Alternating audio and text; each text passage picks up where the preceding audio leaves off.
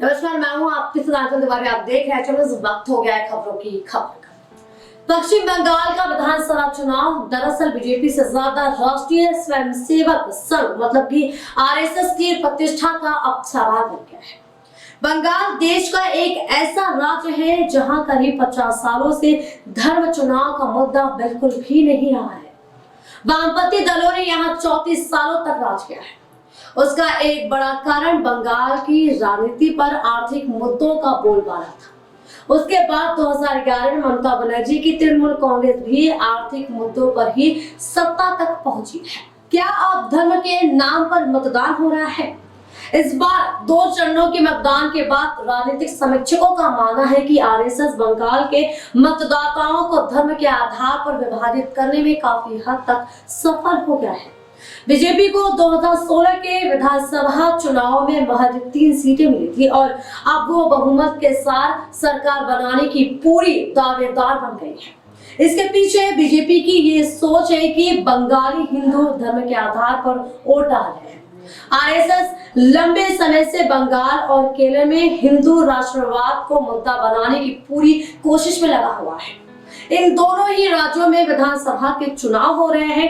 केरल पर संघ का जादू अब भी नहीं चल पा रहा है, लेकिन बंगाल पर उसका असर अब धीरे धीरे दिखाई देने लगा है। सवाल यह है कि क्या 2 चरणों के मतदान के बाद ये कहा जा सकता है कि कभी लालगढ़ के नाम से मशहूर बंगाल केसरियागढ़ में बदल जाएगा? राजनीतिक समीक्षकों का मानना है कि इस तरह के किसी भी निर्णय तक पहुंचना अभी जल्दबाजी होगी, क्योंकि 8 चरणों में से सिर्फ 2 चरणों पर ही अभी तक मतदान हुआ है और ममता के गढ़ के रूप में मशहूर दक्षिण बंगाल में अभी मतदान बाकी है। इसलिए अब भी कोई फैसला नहीं लिया जा सकता है। क्या हिंदुत्व पर भारी बंगाली हिंदुत्व हो गया है? जी हाँ, बीजेपी और संघ के लिए बंगाल एक भावनात्मक मुद्दा बन गया है। आजादी से पहले 1920-1930 के दशक में यहाँ मुस्लिम उभार शुरू हुआ। इसका नतीजा था 1947 में धर्म के आधार पर बंगाल का विभाजन। बंगाल ही श्यामा प्रसाद मुखर्जी का कार्यक्षेत्र था। आजादी से पहले श्यामा प्रसाद मुखर्जी हिंदू महासभा के नेता थे।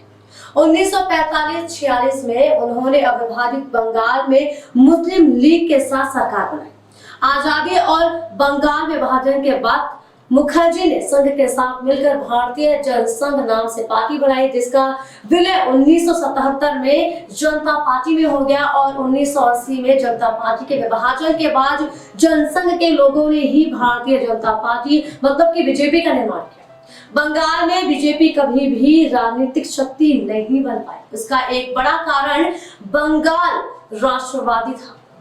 हिंदी भाषी राज्यों की तरह बंगाल में सिर्फ हिंदू या मुसलमान नहीं, बल्कि बंगाली हिंदू और बंगाली मुस्लिम नई शक्ति के रूप में उभरा। 1971 के युद्ध और बांग्लादेश के उदय के बाद बंगाली राष्ट्रवाद और शक्तिशाली हुआ। नक्सलवादी आंदोलन और वामपंथ के प्रभाव ने आर्थिक मुद्दों को धर्म से ज्यादा असरदार बना दिया था।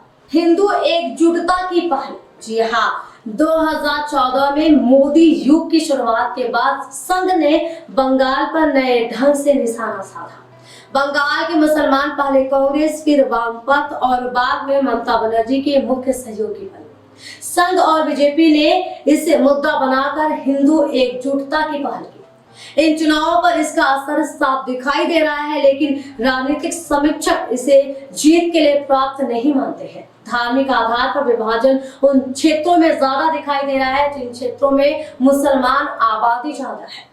मुसलमानों के नए उभरे नेता अब्बास सिद्दीकी के वाम कांग्रेस गठबंधन के साथ जाने के बावजूद आम मुसलमान ममता के पीछे अभी भी खड़े दिखाई दे रहे हैं, जिसका फायदा कहीं न कहीं इस चुनाव में ममता बनर्जी को मिलने वाला भी है। इसके साथ ही शहरी क्षेत्रों में जो भी धार्मिक विभाजन दिखाई दे रहा है, उसका असर ग्रामीण इलाकों पर बहुत कम लग रहा है। प्रवासी बनाम मूल बंगाली। बीजेपी का चुनाव प्रचार पूरी तरह से प्रधानमंत्री नरेंद्र मोदी के इर्द गिर्द केंद्रित है। पार्टी को मोदी लहर के जरिए चुनाव जीतने की उम्मीद है। प्रधानमंत्री मोदी और गृह मंत्री अमित शाह की सभाओं में बेशुमार भीड़ भी जुट रही है। क्या इसे बीजेपी की जीत का संकेत माना जा सकता है? किसी भी पार्टी की सभाओं में भीड़ के आधार पर बंगाल में जीत का अनुमान नहीं लगाया जा सकता है। सभाओं में भीड़ कई कारणों से होती है, लेकिन उसका मतलब ये नहीं होता है कि वोट भी उसी पार्टी को मिलेगा और वही पार्टी उस राज्य में जीत दर्ज करेगी। मोदी और शाह की सभाओं में एक दिक्कत भाषा को लेकर भी आ रही है।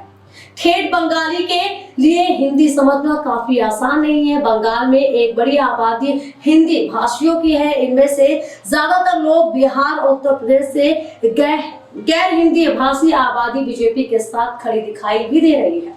बंगालियों का एक हिस्सा इससे भड़का हुआ भी लग रहा है। ममता खुद को बंगाली स्वाभिमान के तौर पर स्थापित करने की पूरी कोशिश कर रही है। बंगाल की बेटी का उनका नारा असर भी दिखा रहा है। दिनेश त्रिवेदी जैसे नेताओं के पार्टी छोड़कर बीजेपी में शामिल होने से तृणमूल को जो नुकसान हुआ है उसकी भरपाई यशवंत सिन्हा को पार्टी में लाकर करने की भी कोशिश की गई है। अब क्या लुप्त हो जाएगी सीपीएम कांग्रेस? राष्ट्रीय मीडिया से सीपीएम और वाम मोर्चा तथा उसके चुनावी गठबंधन में शामिल कांग्रेस पूरी तरह से गायब है। क्या इन बड़ी शक्तियों का वजूद अब खत्म हो गया है? बंगाल के इस चुनाव को ममता और बीजेपी के बीच सीधी टक्कर मानना भी एक बड़ी गलती होगी। सीपीएम एक नई रणनीति के तहत पार्टी के युवा चेहरों को साथ लगातार मैदान में उतर रही है। साथ ही साथ स्थानीय स्तर पर लंबे समय से काम करने वाले इन नेताओं की जमीन पर बेहतर पकड़ भी है। वाम और कांग्रेस के चुनाव प्रचार में शोर नहीं है, लेकिन उनकी उपस्थिति को अनदेखा भी नहीं किया जा सकता है। ये अलग बात है कि बीजेपी के रणनीतिकार मानते हैं कि ये मोर्चा ममता का वोट काटेगा, जिससे बीजेपी की जीत आसान हो जाएगी। लेकिन दूसरी तरफ ममता के 10 सालों के शासन से नाराज लोगों के लिए एक विकल्प भी है, जिसका नुकसान बीजेपी को होगा। लेकिन देखना होगा कि आखिरकार पश्चिम बंगाल की सत्ता पर कौन काबिज होता है और किसको वहां पर राज करने के लिए मिलता है। ये 2 तारीख को तय हो जाएगा। तो यदि मेरा खास खबर के लिए बनी रहे खबर में। तब तक के लिए नमस्कार।